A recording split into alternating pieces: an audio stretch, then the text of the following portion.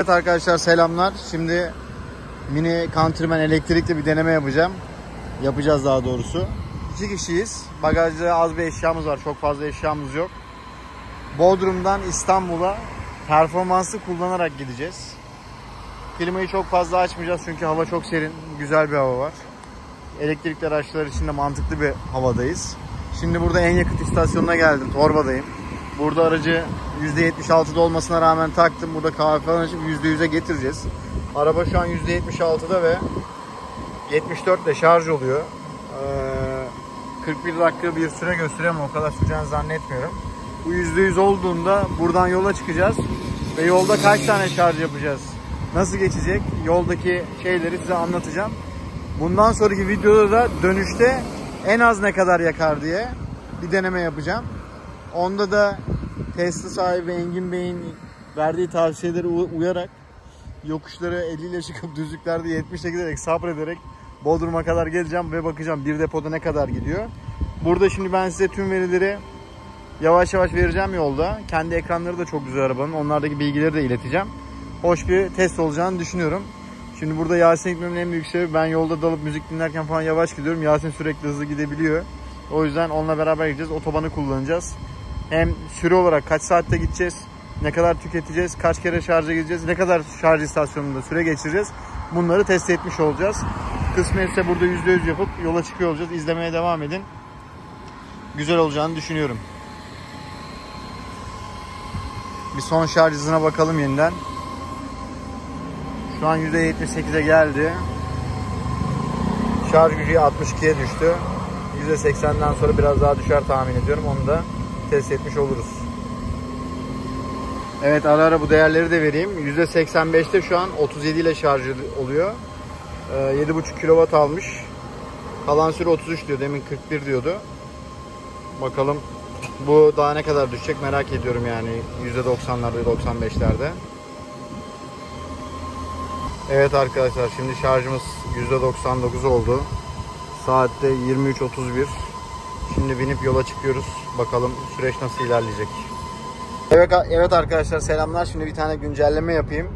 Şöyle görüyorsunuz 130, 140, 110 bu civarda hızlarla gidiyor. Gerçekten de şehirler arası yolda olmamıza rağmen yüksek hızlarla ilerliyoruz.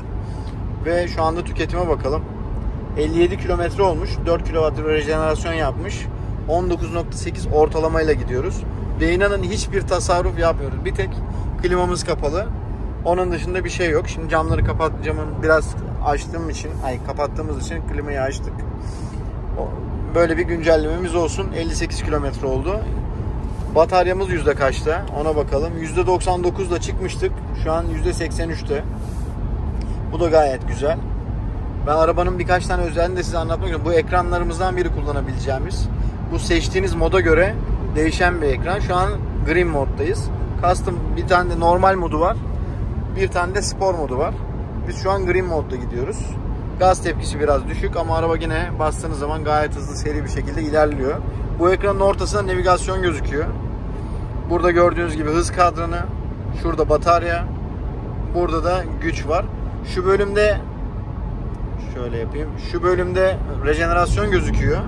Normalde ben adaptif rejenerasyon kullanıyorum ama Yasin onu kendi kendine fren yapmasın diye kaldırmak istedi. Kaldırdık. Bu şekilde devam ediyoruz. Diğer bir ekranımız, tekrar ben buraya basayım. Bu ekranı, bu da sürüş verileri, anlık verileri gösteriyor. Burada kilometre bölü, yani 100 kilometrede kaç kilowatt yaktığını, harcadığını gösteriyor. Bu güzel bir değer.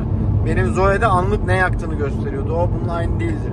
Örnek veriyorum, 10 kilowatt yakarken 50 ile gidiyorsan 100 ile 20 yakıyor demekti. Ama bunda tam değer gösteriyor. Rejenerasyon da 97, 100'lere kadar rejenerasyon yapıyor ve çok seri çalışıyor. Gayet güzel. Buradaki ekrandaki şeyleri zaten göstermiştim. Bir de bunda şöyle bir şey var. Şöyle bir değer var. Dokundum. Burada da şu yeşil bizim şu anki ortalamamız, 20 ile gittiğimiz ortalama. Bununla gittiğimizde 347 kilometre yapıyor demek. Şurada da 365 yazıyor. Sen diyor, eğer ekonomik kullanırsan bu arabayla 365 kilometreye kadar da gidebilirsin diyor. Şurada da minimum değer var. En az da 231 kilometre yaparsın. 213 kilometre yaparsın diyor. Yani gazlasa 170 ile bile gitsek 212 kilometre yaparım demek bu yani. Şu an bunları anlatmış oldum en azından arada. Belki bir sonraki videoya bunu da ek yapabilirim. Bir sonraki şimdi ilerliyoruz yolda, ben bir arada açıp kendi navigasyonunu tanıtacağım. O yüzden izlemeye devam edin, bakalım yolumuz nasıl geçecek. Arkadaşlar biz yolculuğa çıkalı yaklaşık 1 saat 10 dakika oldu. Burada bir Shell istasyonu var, burada bir tuvalete giresimiz geldi. O sırada dedik burada hemen şarj olsun, bir %70-80'de çıkarız hazır durmuşken. 82 ile şarj ediyor şu an. Turgo şarj istasyonundayız. Bir 10 dakika falan, şu an daha 3 dakika oldu. Bir 10 dakika durup devam edeceğiz herhalde. Şu ana kadar yolculuk çok iyi geçiyor. 2 saat 15 dakikada falan İzmir'e varacağız diye tahmin ediyorum. Evet arkadaşlar, selamlar. Şimdi bir güncelleme yapalım. Bu arada CarPlay ekranı da bu şekilde. Görmüş olduğunuz. Şöyle basayım. Burada bir tek bir sıkıntı görüyorum ben. Şuradaki harita var ya, şurası boşta kalıyor. Yani bütün harita göstermesi lazım. Bu şekilde gösteriyor. Herhalde bir yazılım hatası. Sonradan belki düzeltirler. Uygulamaları da böyle bu şekilde görebiliyorsunuz. Şimdi ben size biraz bunun kendi haritasını anlatayım. Biz burada şimdi İstanbul'a bir rota çizdik. Evden çıktığımızdan beri, yani Bodrum'dan çıktığımızdan beri bu çalışıyor.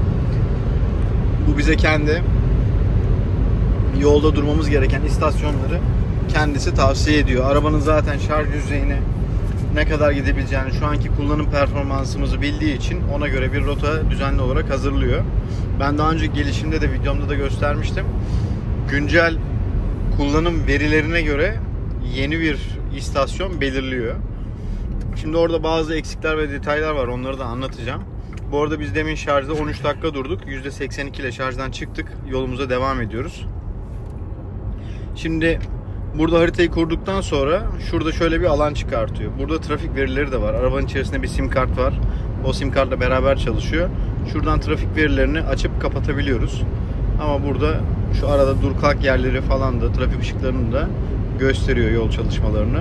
Şimdi biz bunu kaldıralım. Arka arkaya sadece şarj istasyonlarını görelim. Yani bu bize şu an diyor ki, şuradan yola çıktığımızda 159 kilometre sonra DC e-şarj istasyonu var, e-şarj markasının.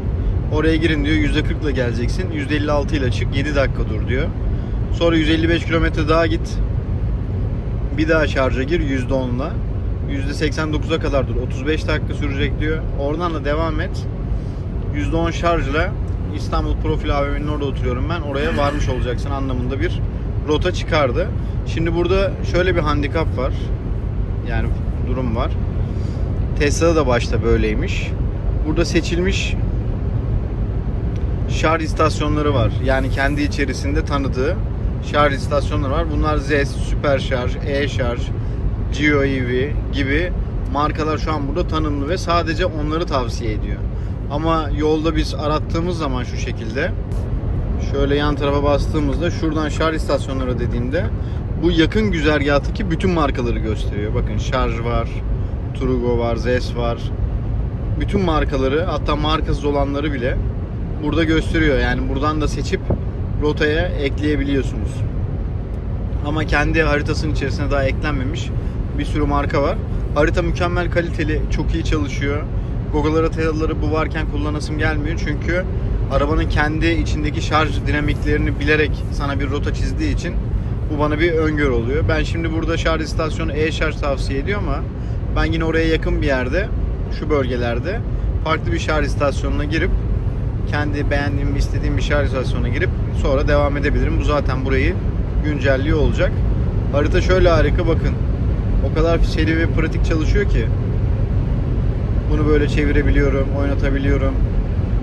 Yani böyle eğip bükebiliyorum. Gayet performanslı. Aracı merkeze al dediğinde de alıyor. Şöyle yukarı al dediğinde tek tuşla uzaklaştırıyor. Burada da şeyi değiştirebiliyorsun. Açıyı, yönü değiştirebiliyorsun. O yüzden gayet güzel. Şurası da bizim gideceğimiz mesafe. Şarj istasyonuna kadar olan kısmı burada gösteriyor. Biz buraya geldiğimizde bu 3 nokta aşağı doğru açılacak. Yeni rotaları bize gösterecek. Şimdilik bu kadar. Devam ediyoruz. Bir de size şarj verilerini göstereyim, ortalamayı. ortalamamız 23.7'ye çıktı. Ama gördüğünüz gibi devamlı yüksek hızlarla gidiyoruz. 170 kilometrelere de çıktık. Ben hiç o hıza çıkmamıştım bu arabayla. Kısmet oldu. Yasin çıktı. Ben de görmüş oldum. Arabada yol sesi gerçekten minimum seviyede. Şu anda da görüyorsunuz 160'ta gidiyoruz. Duyduğunuz bir ses var mı bakalım.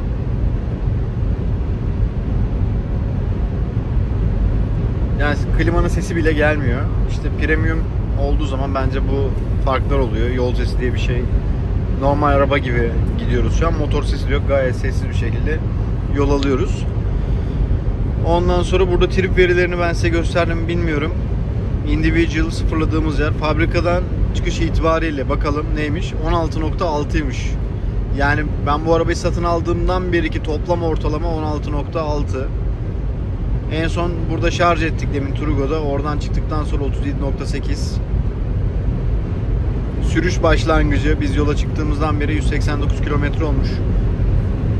Burada 22. Benim Bodrum'da sıfırladığım tablo da bu. Şu anda da 173 ile gidiyoruz. Gördüğünüz gibi. Gayet güzel. En ufak bir güvensizlik yok. Gayet sakin, sessiz. Smooth bir şekilde akıyor. Yasin kardeşim, senin yorumların var mı? Sen de benim sayemde bu elektrikli araba işini bayağı bir tanıdın. Sayende alıştık bu işlere yani. Vallahi tavsiye ediyorum yani. Korkmayın elektrikli arabadan. Biraz böyle bitkin, yorgun konuşuyorsun. Kardeşim. Kafan karışık. Bu aralar biraz yorgunuz. Bu araba hakkındaki düşüncelerin neler? Vallahi gerçekten çok başarılı.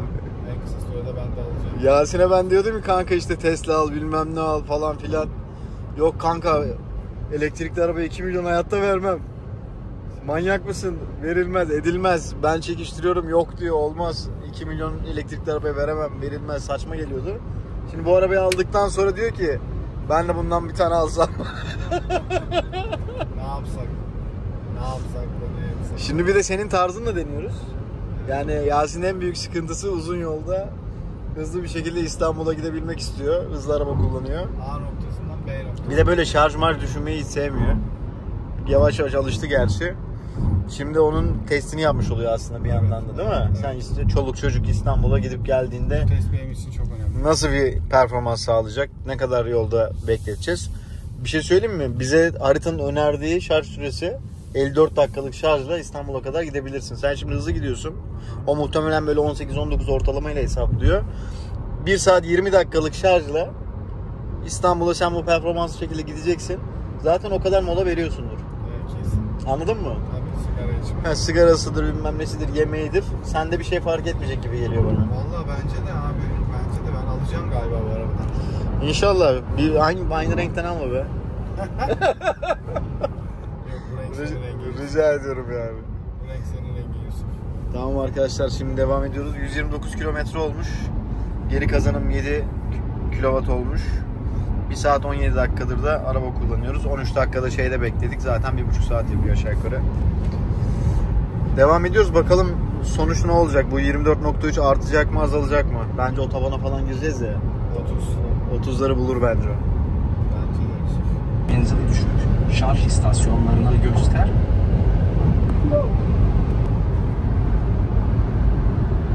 Güzel veriler oldu. Aslında dedi ki süreyi de söyle. O yüzden süreyi de söyleyeyim. 2 saat 10 dakikada Bodrum'dan İzmir'e geldik. Bu şekilde düşünebilirsiniz. Ben kendi motorla veya arabayla normal hızlarda geldiğimde 2,5 saat oluyordu. 2 saat 10 dakikada ciddi iyi bir süre yani gelmek için. Bir tam full depoyla İzmir'e gelip şarj etmeniz lazım eğer hızlı gidecekseniz bu hızlarda. Evet arkadaşlar, 15 kilometre menzille %5 ile geldik buraya Tapagaz. Şu anda aracımızı taktık. ZES'e şarj olmasını bekliyoruz. Bir de gidelim onu kontrol edelim. Evet Yusuf, son dakika girdik. Ha?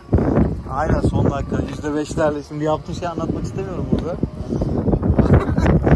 Ya kalmış %8'imiz mi %7'miz mi ne? Adam Yusuf diyor 3 kilometremiz kaldı diyor. Bir baktım 160 ile gidiyor. Lan dedim ya bu istasyon çalışmazsa biz ne bok yiyeceğiz dedim. Bir sonraki istasyon 7 kilometre sonra. 8'i çağırırız diyor. Abi deli edecek beni ya. Ya biz niye çekici çağırıyoruz ya? Niye priz arıyoruz sağda? Bana diyor ki arabada senin o fişe takılan prizden de vardı değil mi diye. Ya bunlar var diye bizim bunları çekmemiz gerekiyor mu ya? Son 15 kilometreyi akıllı geleceksin. 50 kilometre sonrakine de bir şeyin kalacak yani. 15 kilometre yazıyor oğlum menzilde. Abi sen yazmadın oraya. Bak hala çalışmadı ha, bak uyandırayım. Bitirdi. Saat şu an tam 2. Bodrum Torbadan buraya kadar kaç saatte gelmiş oluyoruz? 11.30'da çıktık. 2,5 saatte geldik değil mi? Öyle de niye başlamadın? Başlar hallederim ben onu. Nasıl tırstın olmayacak diye? He? Nasıl tırstın? Niye olmasın? Demek ki elektrikli araba kullanıyorsan bir 50 kilometrede böyle köşede bırakacaksın. Bırakacaksın, ben sana söylüyorum. Da bana söyleme. Lan tamam rahat git dedim de. Şu an bakın bakalım nasıl yapıyor. %5'le girdik. İyi netlemiyorsun ya. Tamam. 125 kW'la dolduruyor şimdi. %74 dakika diyor. %100'e kadar. Şimdi bakalım %80'e ne kadar zamanda geleceğiz. Onun bir ortalamasını alırız. Ben en son yaptığımda 96, ondan öncesinde 86 ortalamayla doldurdum 80'e kadar. Bayağı iyi bir değer. Yasin'in kardeşi Amerika'da yaşıyor. Onda da Tesla var. Ona söyledim. O diyor ki bayağı iyi bir değer dedi ya.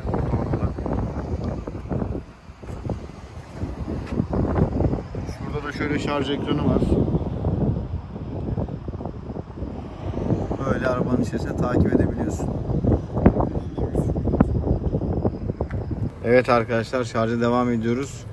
Bir aksilik oldu. 17. dakikada %41'deydi. Sonra bir sohbet muhabbet, bir baktım şarj durduruldu yazıyor. Ondan sonra dur bir saniye, bir şey anlatıyorum. Şarj durduruldu yazıyor. Onu görünce niye dokunuyorsun abi bir şeylere ya? Bir şey anlatıyoruz burada, konuşuyoruz ya. Abi, ne tamam. istiyorsun? Üşüdüm abi. Hemen bir dakika konuşacağız zaten ya. Baştan başla. Evet arkadaşlar. Yani Yusuf'un kanalından herkese merhaba. Ulan bir arabayı şarj edeceğiz. Elektrikli araba kesinlikle tavsiye etmiyorum abi. Benzinli arabanızı alın abi. Benzininizi koyun abi. Tam gaz devam edin bak. Onu taktı, onu çıkardı. Garip. İptal oldu şarj. Müşteri hizmetlerini aradı. Kartını aktif etti, bilmem ne, bir garip. Yok abi, bize göre değil bu yani, bak. Bak herif görüyor. Burada ortalamaymış da. Yüzde bilmem kaçta olmuş da. Altı üstü 150 ile geldik. 150 ile geldik. 150 kilometrede elektrik bitti. Bana dedi ki yarım saatte kanka doluyor bu dedi. Acayip hızlı dedi. 45 dakikadır buradayız. Yok şarjı durdu. Yok bir şeyler. Bir garip. Siz olun abi. Elektrikli araba almayın abi. Ben size söyleyeyim. Evet arkadaşlar. Aradan 10 dakika geçti. Tekrardan yayındayız. Sevgili liseden sınıf arkadaşım Yusuf hala uğraşıyor. Hala yapamadı. Ara camdan görüyor musunuz? Yazık ya çocuğa. Bak dudaklarını yiyor. İnşallah bunları koyar. Yusuf'cum, sana sesleniyorum. Halkı kandırma abi. Evet. Gitti. Hattan ayrılıyorum. Hoşça kalın. Evet, şimdi bir garip olaylarla karşılaştık. Bunu da size anlatayım. Şimdi buzları şarja koyduk. Gayet hızlı bir şekilde şarj oluyordu. Bir saniye anlatayım. Olaylar garip değil, normal olaylar bence. Ne normali ya? Ben takır her zaman şarj edip gidiyorum her yere. Her neyse. Oturuyorduk, baktım 17 dakikada %5'ten %41'e geldi. Ondan sonra bir ara işte sohbet ettik falan. Bir tekrar bakayım dedim. Hala %41. Bir baktım ki şarj durmuş. Şarj durduğu için de geldim makinenin başına. Sonra baktım ki ben sisteme yeni bir kredi kartı eklemiştim, ZES'e. Onu da parayı çekmekte bir problem yaşamış. O yüzden durdurmuş. Benim üyeliği de aktifliğini durdurmuş. Tekrar denediğimizde de o yüzden şarj etmedi. Sonra ZES'i aradık. İşte ödemeyi yaptık başka bir kartla. Ve şarj işlemine başladık. Ama bu sefer nedense çok yavaş şarj ediyor. Yani 30 kW'la şarj ediyor şu an. Bir kere bağlantıyı kopardım, tekrardan bağlandım ama yine 30 kW'la şarj etmeye devam ediyor. Sebebini inanın bilmiyorum ama burada belirli bir seviyeye kadar şarj etmek zorunda olduğumuz için bekliyoruz. Normalde %90'la 80'le falan şarj etmesi gerekiyordu. Bakalım nasıl devam edecek, hızlanacak mı? Evet, mini Countryman elektrikle en fazla ne kadar yakılabilir? Testimize devam ediyoruz. Şimdi orada bir yarım saat kaybettik kafadan. Baktık hızlı şarjla yapamıyoruz. 30'la devam ediyor. Boşuna durmanın anlamı yok. Bir sonrakine gideceğiz. Ona da 29 kilometre kaldı. İnşallah orada problem yaşamayız. Size arabanın en fazla ne yakabileceğini göstereyim. Yani 28 ile gidiyor maksimum. Daha da giderim diyor gerçi Yasin'le. Bazı yerlerde gaz kestim diyor. Yani hızlı ekonomik versiyonu 27.7. Demek ki 30, 31, 32'ler olur. Değil mi? Ama daha hızlı gitmiş olursun belki de. Ondan sonra başka ne verilere bakabiliriz? Sadece 8.7 rejenerasyon yapmışız. Devamlı hızlandığımız için. Onun dışında tekrardan 98 kilometre menzilimiz kaldı. Bir gidip şey yapalım. Komik bir sahne var. Yasin ben dışarıda şarj istasyonuyla uğraşırken çekimler yapmış. Onları da muhtemelen izlediniz. Niye böyle bir şey yaptın? Gizli çekim yaptın. Kardeşim fikrimiz neyse paylaştık. Bakalım diğer şarj istasyonunda nasıl bir hız alacağız. Devam ediyoruz. Size burada ne gösterebilirim ben ya? Bir şeyler göstermek istiyorum. Bunda haritada şu özelliği ben size söylemeyi unutmuştum. Şimdi burada her zaman aradığınız şeyi bulamayabilirsiniz. Bulamadığınız durumda bir kolaylık sağlamışlar. Google haritalardan telefonda yeri buluyorsunuz. Paylaş dediğinizde menü uygulamasını seçip arabaya gönder dediğinizde burada ekrana çıkıyor. Basıp direkt oraya devam edebiliyorsunuz. Bunu da eklemiş olayım. Bakalım bize kaçla orada olacağımızı söylüyormuş. %29'da varacağımızı söylüyor. 24 kilometre kalmış. Devam ediyoruz. Evet, şimdi orada 30 kW'la şarj ettiği için bir sonraki şarj istasyonuna geldik. Burada 128 kW'la şarj ettiği için memnunum. İnşallah kusursuz bir şekilde bitiririz. Kaybettiğimiz yarım saati toparlarız. Burada bir sürü de Tesla şarj istasyonu var. Bunun uygulamasını ben internette bulamadım ya. Denemek isterdim aslında. Evet, şu an saatlerimiz kaçı gösteriyor? 03:20. Bir yarım saat orada kaybettik. Normalde burada saat 2'yi 50 geçe olabilirdik. Onu da hesaba katacağız artık. Burada şimdi aracımızı doldurup şimdi hesapladık. Buradan Susurluk aşağı yukarı 200 kilometreydi. 50 kilometresini geldik. 150 kilometre kaldı. Şöyle bir veri de vereyim. Arabayı biz %80'e kadar şarj ettik aşağı yukarı şeyde. Trugo'da. Yol üstünde. Oradan tam gazla devam ettik. 160-170 şeklinde otobana girdik. 156 kilometrede %5'e kadar düştü. Yani öyle düşünebilirsiniz. Yani %80'den %5'e tam gazla gittiğiniz zaman 160, 170, 180, 150, 160, 170 şeklinde aşağı yukarı 160 kilometre yol gidebiliyorsunuz. Tekrar şarja girmeniz kesinlikle gerekiyor. Ona göre hesap yapabilirsiniz. Buradan da mesela %80 yapıp biz tam gazla otobanda hiç gaz kesmeden Susurluğa kadar gidebiliriz. Yani böyle Bursa'ya yaklaşabiliriz. Orada tekrardan şarja girmemiz gerekir. Yasin diyor ki buradan sonrasını bana bırak. 110'la 130'la falan gidip İstanbul'a kadar gideyim. Yok dedim, biz yine tam gaz gidelim, bir deneyelim. Şöyle bir şeyim oldu. Zoe ile bunu kıyaslarsam. Zoe'de biz ekonomik giderek aynı şarj istasyonlarında durup aracı fullleyip devam ediyorduk. Dolayısıyla bununla tam gaz gelip aynı şarj istasyonunda 3 kat daha hızlı şarj edip devam ediyoruz. Hem hızlı geldiğimiz için zaman kazanıyoruz, hem de şarjı hızlı yaptığımız için zaman kazanıyoruz. Dolayısıyla ben Zoe ile ekonomik bir şekilde 11-12 saatte İstanbul'a gidiyordum. Bununla 7,5-8 saatlerde gidilebilir gibi anlıyorum. Evet, buraya gireli 22 dakika oldu. %18'den %76'ya 23 dakikada geldi. Bakalım burada bir %85 falan yapıp devam ederiz diye düşünüyorum. Burada Tesla şarj istasyonları var. Leximo mu ne bir uygulama var. Onun üzerinden yapılabiliyormuş gibi gözüküyor. Üzerinde stickerları var. Ama onun üzerinden de beceremedim. Şurada birileri daha geldi. Onlar da denedi. Onlar da bir türlü şarjı başlatamadılar oradan. Nasıl oluyor çözemedim. Bakacağım, onu araştıracağım. Merak ettim yani.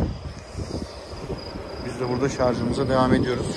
Şu an 170 ile falan şarj etmeye başladı. Bakalım, 66'ya düşmüş. %80'den sonra da herhalde 40'lara falan düşecek. Açsana. 85'te de gösteririm ne kadarla şarj ettiğini. %80'in üstünde 37.9'a kadar düştü. Bu şekilde devam ediyor. Şimdi birazdan biz çıkıyor olacağız. %85'te falan çıkarız. Şu anki yaktığımız ortalama biliyorsunuz 28. Bununla kaç kilometre gösteriyor? Yasin tabi her fırsatta olduğu gibi yatıyor.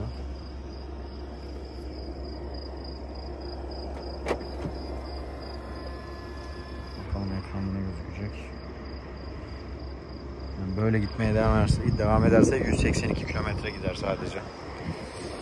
Ama ben bunu dönüşte inşallah 600 kilometrenin üzerine bir menzille kullanacağım. Evet, %27 şarjla Susurluğa yasa tesislerine geldik. Yine şeydeyiz tabii ki. Otoban üzerindeyiz. Oksijen 178. Şimdi bu otomatik şarj inşallah başlayacak. Siz tabii hiçbir şey göremiyorsunuz. Evet, başlıyor kendi. 33 ile 36 ile başladı bakalım. 64. Hadi çık 125-130'lara hadi kardeşim. 91. Çok iyi. 126 çok güzel. Tamam. Şarjımız başladı. Hadi hayırlı olsun. Şimdi burada bir daha dolduracağız. Bir daha durmamıza tahmin ediyorum gerek kalmayacak. Benim uykum geldi. Şimdi Yasin'e tekrar devredeceğim. Ben çok az kullandım ama etkili oldu. Arabada uyuduğu için faydasını görecektir. Ben gideyim şurada bir şeyler atıştırayım. Sonra devam ederiz. Yani ben ne yaptım? En son çıktığımız yerden buraya kadar 130 kilometre kruz kontrolle sabit hızla geldim. Ve o şekilde değerlendiriyoruz. Tabi normalde 160-170 ile gidince böyle 160 kilometre falan gidiyor. Şu an 200 kilometrenin üzerinde 250 kilometre falan gitti. Gayet güzel, devam ediyoruz bakalım. Evet, 32 dakikada 42 kW enerji aldık. %89'da şimdi yola çıkıyoruz. Ve eve kadar ulaşacağımızı düşünüyorum. %5 ile 10'la da olsa şu Yasin Efendi'yi bir kaldıralım. Böyle bir yatma modeli var mı ya? 27.7 şu an. Hava sıcaklığımız 22 derece. Gayet güzel şartlar. Güzel bir zamanda iyi, hızlı bir şekilde bitirdik bence. Bütün aksiliklere rağmen. Devam ediyoruz. Evet arkadaşlar, İznik'teki Köfteci Yusuf'a geldik. Sabah saat 7. 7'yi 8 geçiyor. Tekrar şarja girdik çünkü ben uyudum, o sırada Yasin kullandı. Yine hızlı gelmiş buraya kadar. Saat 7 feribotuna yetişmeye çalışacakmış ama yetişemedik. O yüzden boş vaktimiz var diye girdik. 70-80 kilometre menzilimiz var. Eve bizi götürür ama boş duracağımızı şuradan şey yapalım dedik, dolduralım. Hızımız 128, %25 ile girdik. Bir 10 dakika şarj olup devam edeceğiz. En azından şehir içinde bugün kullanırız. Evet, bekleyin, birkaç gün sonra cumartesi günü bununla bir de dönüş. Bir full dolu bataryayla kaç kilometre gidilir deneyeceğim. Tahminlerim 600 kilometrenin üzerinde olacak. Bakalım gerçek olacak mı? Yoksa hayal mi görüyoruz? Bu sefer tam gaz gitmeyi denedik. 28 kilowatt ortalamayla bu yolu aldık. Bir rekor denemesiydi yani. Ortalama hızımız kaç acaba? Onu da bakayım, bir hesaplayayım. Evet arkadaşlar, şimdi burada prizden çekiyorum. 16 dakika şimdi oldu. 15 dakikada 29.4 kW enerji aldı. %20'den %67'ye geldi. Şimdi feribota doğru gidiyoruz. 18 dakikalık yolumuz kaldı. Saat 17.24. Evet arkadaşlar, sonunda geldik. Feribota bindik. Yolculuk bence tamamlandı. 622 kilometre yol yapmışız. Benim eve gittiğimizde de 650 kilometre oluyor. Sonuçta buradan indiğimizde İstanbul'da olacağız. Yaklaşık 45 dakikalık bir vapur seyahatimiz kaldı. Özet olarak saat şu an 8.45'te İstanbul Pendik'te olacağız. Gece de 11.30'da yola çıkmıştık. Yarım saat bir şarj istasyonundaki sıkıntılarla uğraştık. Yani şarj ettiğini sandığımız bir 15 dakikayla 15 dakika uğraşma. Toplamda yarım saat. Onun dışında ekstradan mola bir yerde bir 15 dakika verdik. Ondan sonra Yasin uyuduğu için kalktık. Tekrardan yemeğe gittik. 45 dakika gibi bir kaybımız oldu. Onlar olmasaydı 45 dakika daha erken gelebilirdik. O da demek oluyor ki gece 11.30'da çıkıp sabah 8'de varmış oluyoruz. Bu da 9,5 saat yapıyor. Böyle bir rotaydı. 27.6 kW'lık bir ortalamamız var. 14,5 kW'da rejenerasyon yapmışız ki çok az bir rejenerasyon. Hızlı gittiğimiz için böyle çıktı. Bu bizim kendi kayıt şeyimizdi. Biz bunu değerlendireceğiz. Ben bunu kapatmayacağım. Yani tekrardan Bodrum'a dönene kadar çalışacak. Benim normal test yapacağım gün zaten şarjı edip yola çıkacağım. Tekrar şarja girene kadar devam edeceğim için şarj itibariyle olan bölümü kullanarak orayı değerlendirmiş olacağım. Bununla da toplam maliyeti hesaplayacağım. Bu Mini'nin kendi uygulamasında güzel bir özellik var. Bu haritayı da kendi takip ettiği için benim nerede durup nerede kalktığım, nerede şarja girip nerede şarjdan çıktığımı her şeyi kayıt altına alıyor. Ve orada şarj istasyonlarında durduğunuz yerdeki şarj istasyonunun kilowatt başına olan maliyetine bir kereye mahsus giriyorsunuz. Tekrar orada siz şarj ederken oradaki maliyetten sizin giderinizi hesaplıyor. Örnek veriyorum, ben şimdi her evimde şarj ettiğimde işte ikili tarife olarak kayıtını aldım. Oradaki saatlerdeki şarj hangi tarifedense ona göre benim maliyetimi hesaplıyor. Şimdi yolda gelirken de ilk defa uzun yolda girdiğimiz yerlerdeki şarj fiyatlarını, hangi firmanın ne kadar şarjı varsa şarj fiyatlarını girdim. Oradan da bir maliyet hesabı ortaya çıkartıyor. İstanbul seyahatimiz böylece sonuçlanmış oldu. Maksimum yakabileceğimiz rakam da bu çıktı. Klima biz hiç açmadık neredeyse. Gece yolculuğu yaptığımız için. Klima açık olsaydı 27,5 değil de 30 falan olurdu diye tahmin ediyorum. Böyle bir değer. Bir sürü şey öğrendik aslında. Bunları değerlendirebilirsiniz. Örnek veriyorum, %80'li yola çıkıp tam gaz ilerlediğinizde 160 kilometre sonra %5 şarjınız kalıyor ve onunla bir şekilde şarja girmeniz gerekiyor. Bu önemli bir bilgi. Arabadaki tabi bize yardımcı olan şu şey çok güzeldi. Maksimum gidebileceği ile minimum gidebileceği rakam. Bunları biliyor olmak da güzel. Ortalama hızımızı söylemeyi unutmuşum. Yani 5 saat 19 dakika araba kullanmışız aslında 620 kilometre yapmak için. Dolayısıyla 120 kilometre bir ortalama hızla gelmişiz. Bu çok ciddi bir rakam. Gerçekten bizim çok yüksek süratlerle geldiğimizi gösteriyor. Buradan yola çıkarak kalan vaktinde şarjda gittiğini ve ıvır zıvır işlerle geçtiğini düşünebiliriz. Dolayısıyla doğru bir sürüşle daha da bu yol kısalabilir diye düşünüyorum. Yani daha düşük bir hızla, örnek veriyorum 120 ortalama değil de 100 ortalamayla gelseydik belki de çok daha az şarja girecektik. Şimdi hesapladık, 114 dakika falan şarja girmişiz. Normalde kendi haritası bize 52 dakika şarja girmemizin yeterli olduğunu söylüyordu. O da muhtemelen 110 km sabit hızla gitmekten bahsediyor.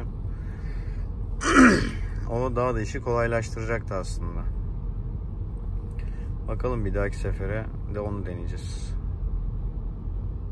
Haritayı anlattım size detaylı bir şekilde. birçok şeyini aslında burada göstermiş olduk, arabanın özelliklerini. Bir dahaki sefer dediğim gibi İstanbul'dan yola çıkacağım. Bir full depoyla ne kadar gidebiliyor maksimum onu deneyeceğim.